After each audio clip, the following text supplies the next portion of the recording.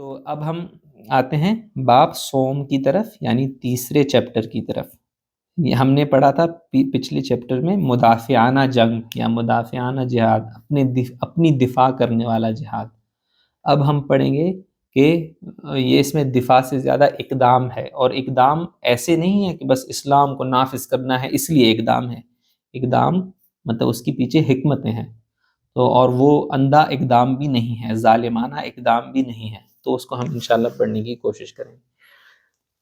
دفاع کا جو پیچھے ہم نے دفاع پڑھ لیا نا کہ دفاع بہت ضروری ہے یا دفاع فرض عین ہو جاتا ہے، تو مولانا نے کہا ہے کہ دفاع کا مقصد یہ ہے کہ وہ جماعت محفوظ رہے جس کے ذمے اللہ تعالیٰ نے ایک بڑا کام جس کے ذمے لگایا ہے، اور وہ کام کیا ہے؟ امر بالمعروف اور نہی عن المنکر، یعنی معروف کی تلقین کرنا اور منکر سے یعنی خرابیوں سے، غلطیوں سے منع کرنا۔ آگے ہم اس کی تفصیل پڑھیں گے کہ معروف اور منکر کسے کہتے ہیں۔ امر بالمعروف اور نہی عن المنکر کی حقیقت، یعنی امر بالمعروف اور نہی عن المنکر یہ کیا ہے؟ ہم پہلے اس پہ ذرا بات کر لیتے ہیں، کیونکہ دفاع ہی اس لیے ہم نے کیا تھا کہ اللہ تعالیٰ کا ایک مقصد یہ تھا کہ ہمارا دفاع ہو جائے تاکہ ہم یہ کام کر سکیں۔ تو ابھی ہمیں تفصیل سے ذرا اس کو معلوم کرنا چاہیے کہ امر بالمعروف اور نہی عن المنکر کیا ہے۔ تو اب ہم پڑھتے ہیں امر بالمعروف اور نہی عن المنکر کی حقیقت۔ محض اپنی حفاظت اور اپنا خیال رکھنا تنگ نظری ہے۔ مولانا نے کہا ہے کہ اگر کوئی کہے کہ ہم نے اپنا خیال رکھنا تھا بس کافی ہو گیا، تو اپنا خیال، اپنے اغراض کا خیال رکھنا، اپنے آپ کو محفوظ رکھنا، اپنے آپ تک خیر کو محدود کرنا، جو اللہ تعالیٰ نے خیر اور جو دین آپ کو دیا ہے اس کو صرف اپنے آپ تک محدود رکھنا، یہ تنگ نظری ہے۔ مولانا نے کہا ہے کہ یہ ٹھیک نہیں ہے، یہ تنگ نظری ہے، خیر جو ہے وہ محدود نہیں رہنا چاہیے۔ انفرادی طور پر ہم اپنے حقوق اس لیے ادا کرتے ہیں تاکہ دوسروں کے حقوق ادا کرنے کے قابل رہیں۔ آپ دیکھتے ہیں نا کہ انفرادی طور پر بھی ہم جو کھانا کھاتے ہیں، جو اپنا پورا انتظام کرتے ہیں، وہ اس لیے بھی کرتے ہیں، یعنی اگر وہ صرف اس لیے ہے کہ ہم زندہ رہیں، ہم اچھے بھلے رہیں، تو وہ بڑا مفاد پرستانہ اور بڑا جیسے حیوانی قسم کا ہے۔ اس کے لیے تو ایک مطلب ایک بکری بھی اسی لیے ہوتی ہے، اور ہر جیسے جانور سارے اس لیے ہوتے ہیں، میں زندہ رہوں اس لیے کھا رہی ہوں یا کھا رہا ہوں، تو جانور اس لیے ہوتے ہیں نا۔ تو انسان کو ذرا مختلف ہونا چاہیے۔ تو انسان اپنا خیال اس لیے نہیں رکھتا کہ وہ بس زندہ رہے کسی بکری اور کسی اونٹ اور کسی گائے کی طرح، بلکہ انسان اس لیے بھی رکھتا ہے کہ تاکہ میں فٹ رہوں اور لوگوں کے حقوق بھی ادا کر سکوں جو لوگوں کے مجھ پر ہیں، تو اس وجہ سے بھی اپنے جیسے اپنے حقوق ادا کرتا ہے، اپنے خیال رکھتا ہے۔ یہی حالت اجتماعیت کی بھی ہے۔ اگر کوئی اجتماعیت ایسی ہے کہ بس جو اپنا خیال رکھے کہ ہم محفوظ رہیں، باقی دنیا سے ہمیں کوئی غرض نہیں ہے، تو وہ ظاہر ہے ایک حیوانی قسم کی اجتماعیت ہے۔ اجتماعیت ایسی ہونی چاہیے جو اپنے آپ کو محفوظ کرے، جو اپنے آپ کو طاقتور بنائے تاکہ وہ اور خیر پھیلائے، وہ اجتماعیت لوگوں کے کام آئے، وہ اجتماعیت مظلوموں کے کام آئے، وہ اجتماعیت۔ تو یہ ہے انسانی اجتماعیت جو صرف اپنے آپ تک محدود نہیں ہوتی، دوسروں کا بھی خیال رکھتی ہے۔ تو یہ مولانا نے شروع میں یہ ذکر کیا ہے، اپنا دفاع اس لیے کرتے ہیں تاکہ انسانیت کا خیال رکھ سکیں۔ تو اجتماعی جو ہم نے پیچھے پڑھا تھا کہ اپنا دفاع کرتے ہیں، تو وہ اپنا دفاع ہم اس لیے کرتے ہیں تاکہ ہم اس قابل رہیں کہ جو خیر ہمارے پاس موجود ہے وہ لوگوں تک پہنچائیں، اور ہم اسی مطلب اپنے آپ کو محفوظ رکھ کے طاقتور بنا کے ہم انسانیت کا خیال رکھ سکیں۔ یہ مشن قومیت اور وطنیت کے تعصبات اور تنگنائیوں سے پاک ہے۔ یعنی یہ جو ہے نا مطلب کہ امر بالمعروف اور نہی عن المنکر کا جو یہ مشن ہے، یہ کسی قوم تک محدود نہیں ہے، وطن تک محدود نہیں ہے۔ قرآن میں کہیں بھی نہیں کہا کہ ہم نے تمہیں عربوں کے لیے بھیجا ہے تاکہ تم عربوں میں یہ کام کرو، یا ہم نے تمہیں بھیجا ہے مشرق وسطیٰ کے لیے، کہیں بھی یہ ذکر نہیں ہے۔ قرآن میں دو الفاظ استعمال ہوئے ہیں، ایک ہے الناس اور ایک ہے الارض، یعنی تمہیں ہم نے نکالا ہے، تمہیں چن لیا ہے ہم نے لوگوں کی ہدایت کے لیے، تو تمہیں ہم نے چن لیا ہے تاکہ تم دنیا سے، پوری زمین سے فساد ختم کر دو وغیرہ۔ تو یہ دو لفظ استعمال ہوئے ہیں، کہیں کسی وطن کا، کسی قوم کا ذکر نہیں ہے، تو نہ عرب کا ذکر ہے، نہ عجم کا ذکر ہے، نہ قریشیوں کا ذکر ہے، الناس کا ذکر ہے اور الارض کا ذکر ہے۔ تو اس وجہ سے یہ مشن جو ہے یہ عالمگیر مشن ہے، یعنی شہادت حق کا مشن، کہ پوری دنیا کے ساتھ سامنے آپ حق کی گواہی دیں، پوری دنیا سے فساد کو ختم کر دیں، یا کم از کم فساد کو مغلوب کر دیں، فتنے کو مغلوب کر دیں، حق کو غالب رکھیں۔ اور نکالے بھی گئے ہیں، ہم چن بھی لے گئے ہیں، تو پوری انسانیت کے لیے، صحیح ہے۔ اس کی جیسے مختلف ثبوت یا مختلف آیتیں بطور دلیل مولانا نے وہاں ذکر کی ہیں۔ آیتوں کے لیے آپ کو جانا پڑے گا وہ کتاب پہ، صحیح ہے۔ آیتیں میں نے یہاں صرف مطلب اس طرح اس کی کچھ نشانیاں ادھر رکھی ہیں، آیتیں یہاں میں نے نہیں لکھی۔ معروف اور منکر کی حقیقت، ابھی تو ہم نے یہ جان لیا کہ ہمارا ایک مقصد ہے، اور مقصد بھی جان لیا کہ وہ کیا ہے، اور یہ بھی جان لیا کہ وہ مقصد کسی خاص دائرے میں نہیں ہے، کسی خاص قوم اور وطن کے لیے نہیں ہے، پوری انسانیت کے لیے۔ اب ہمیں یہ معلوم کرنا چاہیے کہ یہ معروف کیا ہے اور منکر کیا ہے۔ معروف کا مطلب ہے جانی پہچانی بات، جس کو عقل سلیم یعنی اچھا قابل اور ٹھیک عقل جو ہے، جس کو بلائی کے طور پر جن چیزوں کو جانتی ہے ان چیزوں کو معروف کہتے ہیں۔ جیسے سچ بولنا معروف ہے، خواہ آپ کافر سے پوچھے مسلمان سے پوچھے، سچ سچ ہے، معروف ہے۔ جھوٹ منکر ہے، صحیح ہے۔ تو اس کو کہتے ہیں جانی پہچانی اچھائیاں اور جانی پہچانی برائیاں۔ وہ برائیاں جس کو ہر بندہ جانتا ہے کہ یہ برائی ہے، اس کو منکر کہتے ہیں۔ وہ اچھائیاں جس کو ہر بندہ سمجھتا ہے کہ اچھائی ہے، تو اس کو کہتے ہیں معروف۔ تو معروف اور منکر کا مطلب یہ ہے۔ پھر مولانا نے ذرا پیچیدہ سی بات یہ کی ہے کہ نیک بننا اور نیک بنانا، اس میں فرق ہے۔ نیک بننا ضروری ہے اور یہ پہلا قدم ہے، لیکن خیر اور بلائی کی انتہا یہ ہے کہ آپ نیکی پھیلائیں۔ نیک بننے میں ایک ذاتی غرض بھی شامل ہے، لیکن نیک بنانے میں بے غرضی شامل ہوتی ہے عموماً۔ نیکی اختیار کرنا، نیکی سے محبت کرنا۔ پھر اچھا، نیکی کے حوالے سے ہمارے کئی رویے ہو سکتے ہیں۔ پہلا رویہ ہو سکتا ہے کہ ہم نیکی کو خود اختیار کریں، بس اتنی ہی ہماری محبت تھی نیکی کے ساتھ کہ اسے خود اختیار کر دیا، تو یہ پہلا سٹیپ ہو سکتا ہے۔ آگے اس کا نیکسٹ سٹیپ یہ ہو سکتا ہے کہ ہمیں نیکی سے بہت محبت ہے، جہاں ہم دیکھتے ہیں کہ نیکی ہو رہی ہے بہت خوش ہوتے ہیں ہم، یہ دوسرا ہے۔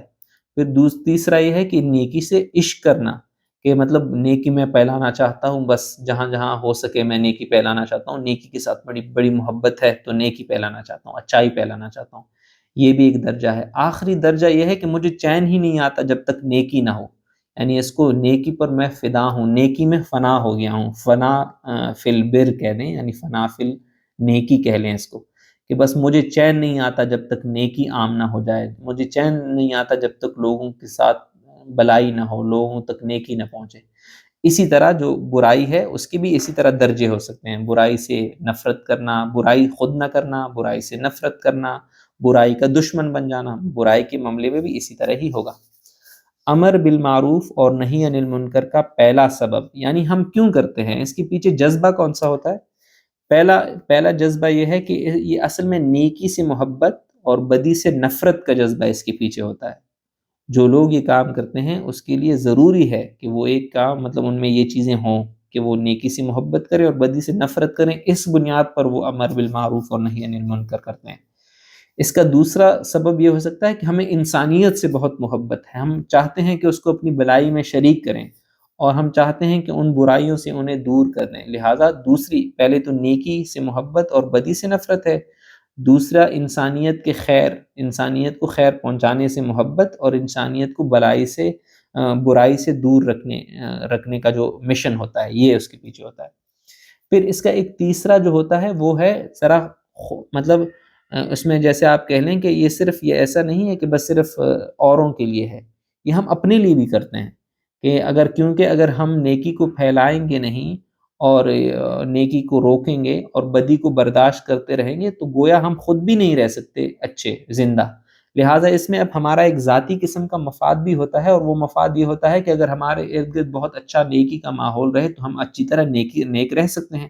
لہٰذا ہم اس جذبے کے تحت بھی یہ کام کرتے ہیں کہ ہمارے ارد گرد پورا ماحول نیکی کا ہو تو الٹیمیٹلی ہم نیک رہ سکتے ہیں، اگر پورا ماحول برائی کا ہو تو ہم زیادہ دیر تک نیک نہیں رہ سکتے۔ تو اس میں ایک اچھا اپنا مفاد، ایک نیک مفاد اپنا بھی ہوتا ہے اس میں۔ تو یہ اس کے پیچھے بنیادی جذبے یہ ہوتا ہے۔ اور مولانا نے پھر تفصیل سے بتایا ہے بنی اسرائیل کی مثالیں دے دے کر کہ جو معاشرہ برائی کو برداشت کرتا ہے، برائی کو روکتا نہیں ہے، بالآخر برائی ان پر مسلط ہوتی ہے۔ اور رسول اللہ صلی اللہ علیہ وسلم کی احادیث کے ذریعے سے بھی بتایا ہے کہ اگر رسول اللہ صلی اللہ علیہ وسلم مفہوم یہ ہے کہ اگر تم لوگ برائیاں برداشت کرتے رہو گے تو برائیاں تم لوگوں پر مسلط ہو جائیں گی۔ جیسے برداشت ابتدائی طور پر ایکسیپٹنس کی ایک علامت ہوتی ہے نا، کہ میں نے برائی کو برداشت کیا، تو اس کا مطلب ہے ذرا سی جگہ اپنے دل میں اس کو دے دی، تو یہ اس کا پورا مسئلہ ہوتا ہے۔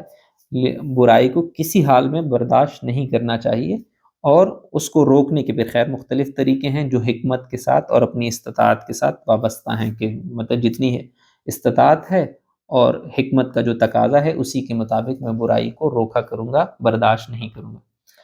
امر بالمعروف اور نہی عن المنکر میں فرق۔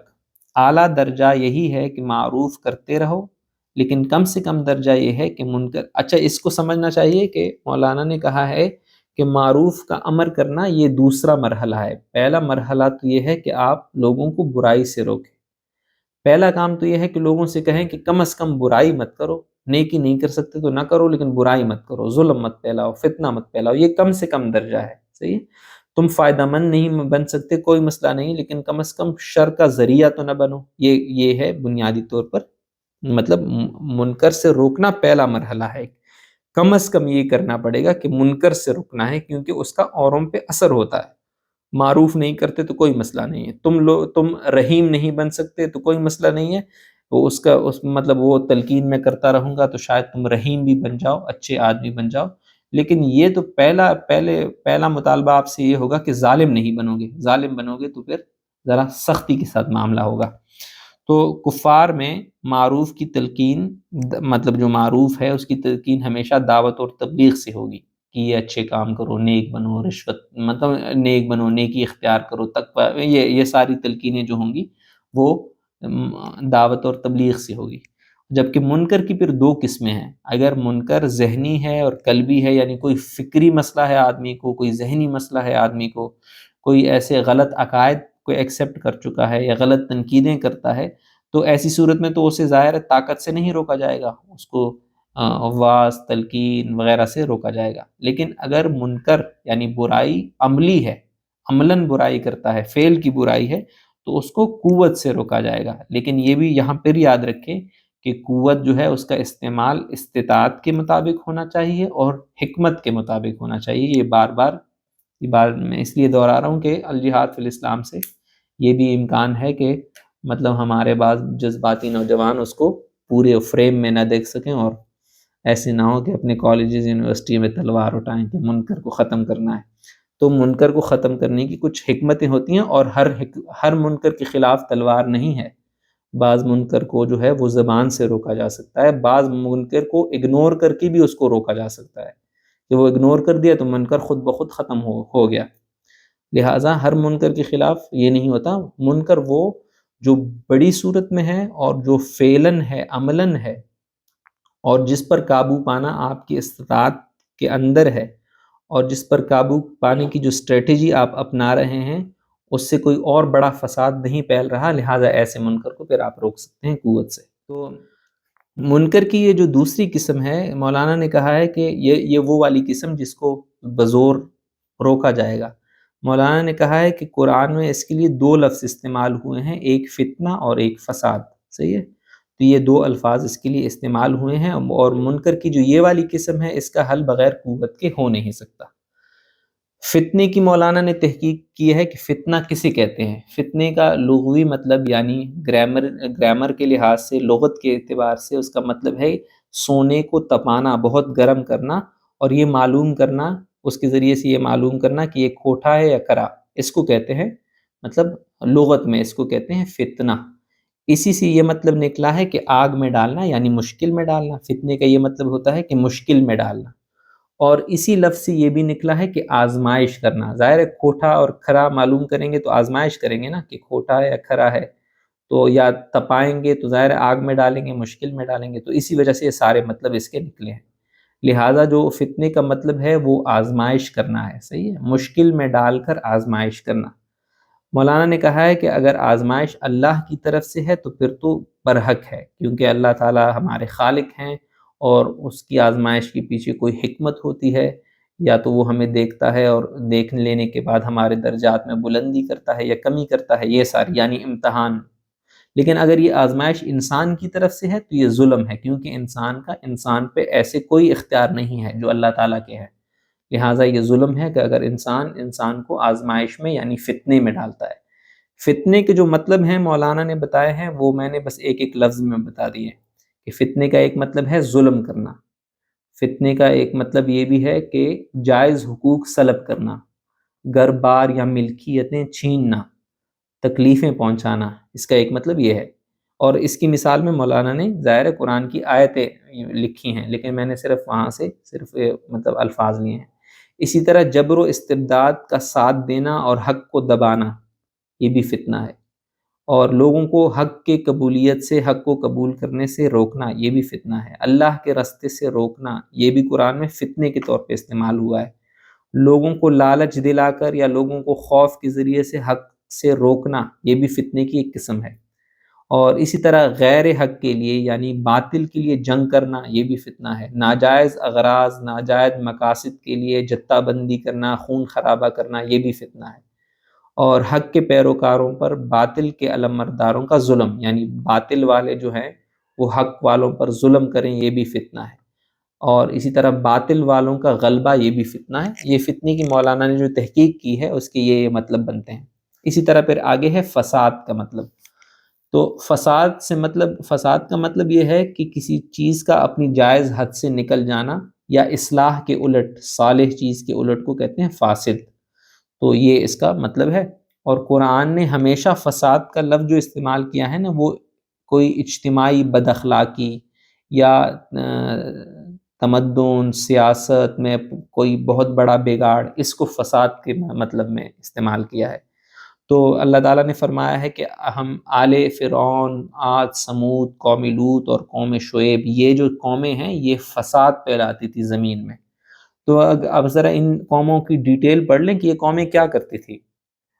فرعون کا کام یہ تھا کہ وہ لوگوں کو تقسیم کرتا تھا۔ یہ کام تھا کہ وہ بنی اسرائیل کے بچوں کو، جو لڑکے ہیں، لڑکے ان کو قتل کرتا تھا اور لڑکیوں کو زندہ رکھتا تھا۔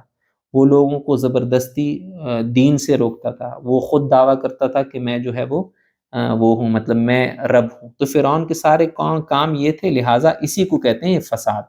عاد کا اسی طرح، سمود کا اسی طرح، قومی لوط کا جو مسئلہ تھا وہ بھی سب کے سامنے ہے، تو وہ فتنہ ہے، فساد ہے۔ اسی طرح قوم شعیب کا مسئلہ یہ تھا کہ وہ اکانومی میں اس نے بڑے مسائل، بڑا فساد پھیلایا ہوا تھا، تو یہ بھی فساد کی تعریف میں آتا ہے۔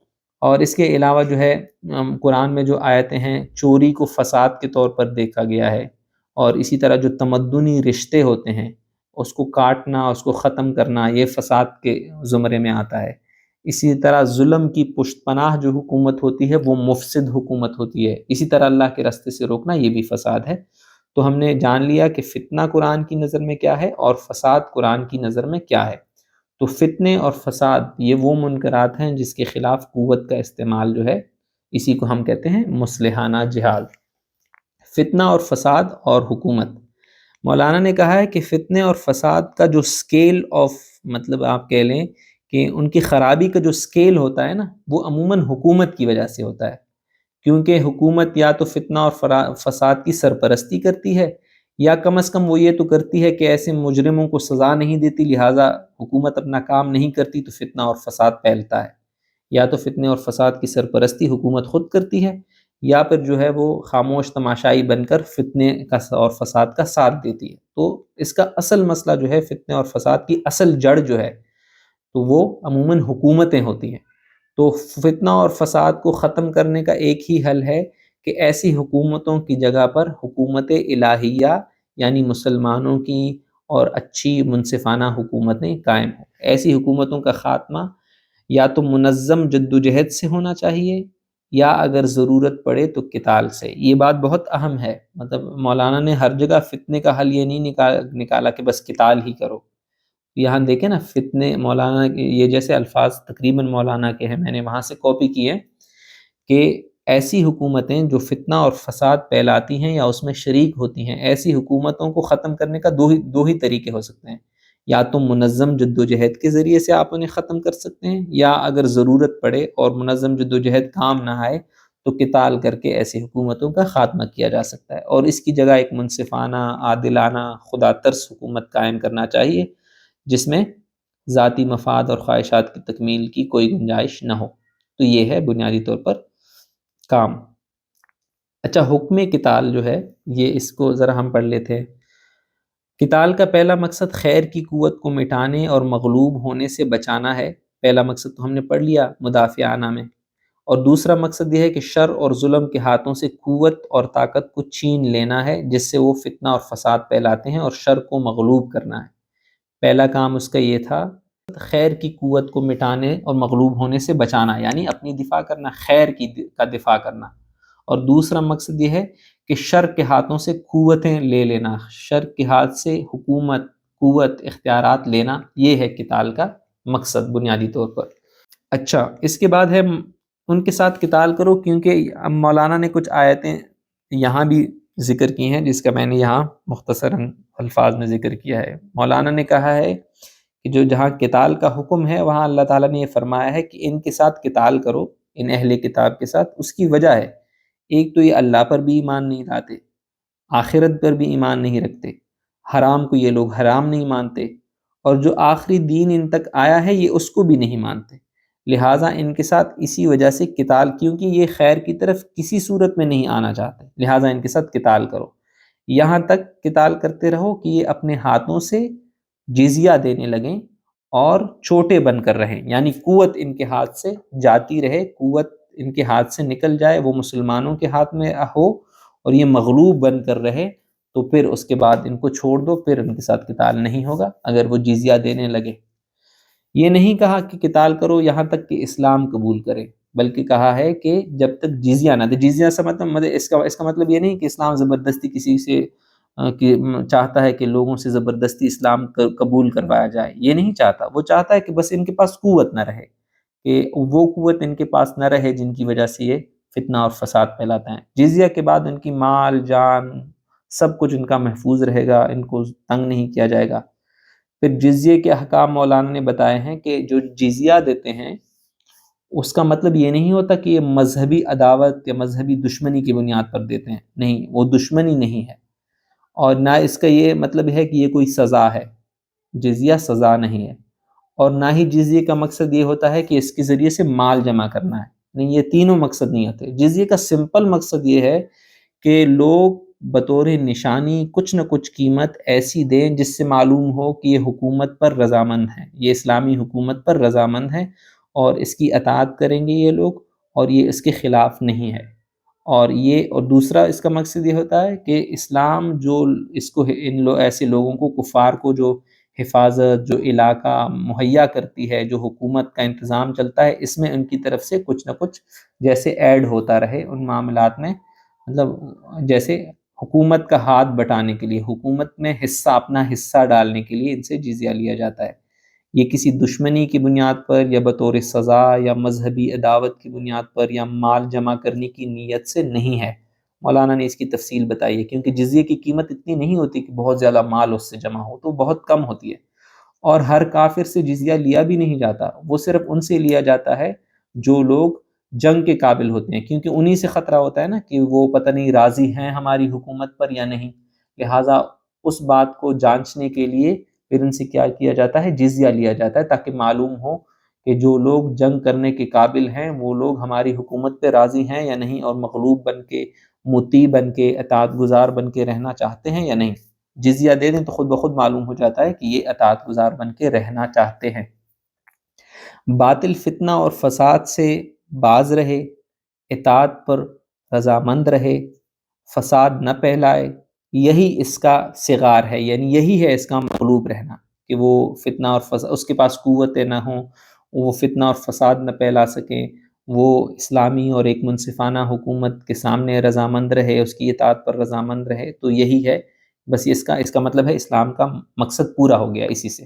اس کے بعد ایسے لوگوں کو آزادی ہوتی ہے، مطلب کافروں کو، کہ وہ اپنی مطلب ان کے جو بھی عبادات ہیں، ان کے جو بھی عقائد ہیں، ان کی جو بھی پرسنل لا ہیں، اس کے مطابق وہ لوگ عمل کریں۔ صرف 2 پوائنٹس رہ گئے ہیں اور یہ باب ہمارا ختم ہو جائے گا، میرے خیال میں اس کو میں ختم کر دیتا ہوں، کیونکہ اس سے 2 بڑے بڑے الزامات اس سے عائد ہو سکتے ہیں۔ ایک الزام یہ عائد ہو سکتا ہے کہ اس کا مطلب تو یہ ہوا کہ اسلام چاہتا ہے کہ وہ پوری دنیا پر جو ہے وہ سرداری کرے، پوری دنیا کو مغلوب کر دے، تو اور دنیا پر مغلوب، اس کو امپیریلزم کہتے ہیں، مولانا نے کہا ہے کہ ہمارے ہاں یعنی جو انگریز تھے، یہ سارے لوگ جو ہے انگریز اور آج کا امریکہ بھی، یہ سب یہ جب بھی اوروں پر حملہ کرتے ہیں تو کہتے ہیں ہم ان کو مہذب بنانا چاہتے ہیں، لہٰذا اس لیے ان پر حملہ کرتے ہیں۔ افغانستان میں بھی اس لیے آئے تھے، عراق میں بھی اس لیے آئے تھے، تو سب پر حملہ اسی نیت سے کرتے ہیں کہ ان کو ذرا تہذیب سکھائیں گے۔ تو مولانا کہتے ہیں کہ اسلام کا دعویٰ اس طرح کا جھوٹا دعویٰ نہیں ہے جو یہ لوگ کرتے تھے، اسلام میں ایسی جہانگیریت نہیں ہے۔ اور پھر فرمایا ہے کہ اسلام میں اور یہ جو جدید نعرے لگ رہے ہیں کہ ہم مہذب بنائیں گے اور پھر ہر ظلم کرتے ہیں، اس میں فرق کیا ہے؟ مولانا نے کہا ہے کہ اولین فرق تو یہ ہے کہ جہانگیریت یعنی ویسٹرن امپیریلزم وہ کسی قوم اور وطن کے لوگوں پر مشتمل ہوتی ہے، یعنی انگریز آئیں گے، اٹلی والے آئیں گے یا امریکہ والے آئیں گے، کوئی نہ کوئی قوم ہوگی، کوئی وطن ہوگا، صحیح ہے، تو ان کی جہانگیریت عالمگیریت ہوگی، اور ان کی حکومت میں کسی اور کو اختیار نہیں ہوگا۔ اگر انگریز حکمران ہیں تو کسی عرب کو اختیار نہیں ہوگا کہ وہ ان کی حکومت میں حصہ دار بنے۔ اور جبکہ اسلام کی حالت یہ نہیں ہے، اسلام تو کسی قوم اور وطن کا نام نہیں ہے، اسلام تو کچھ صفات کا نام ہے، کچھ عقائد کا نام ہے، اور کوئی قوم بھی ان صفات کو، ان عقائد کو اختیار کر کے اس کا حصہ بن سکتی ہے۔ تو آج بالفرض عرب سے لوگ اٹھے اور انہوں نے کہا کہ ہم دنیا میں اسلامی حکومت چاہتے ہیں اور اسلام کا بول بالا کرنا چاہتے ہیں۔ کل کو مطلب افریقہ سے ایک بندہ اٹھتا ہے اور اسلام قبول کرتا ہے تو وہ اس کی حکومت کا اتنا ہی حصہ دار ہوگا جتنا عرب ہے یا جتنا کوئی ہندی مسلمان ہے۔ تو یہ کوئی مطلب اسلام جو ہے وہ کسی وطن اور قوم میں محدود نہیں ہے، وہ کچھ صفات اور کچھ عقائد کا نام ہے، لہٰذا اس میں ہر ایک شریک ہو سکتا ہے۔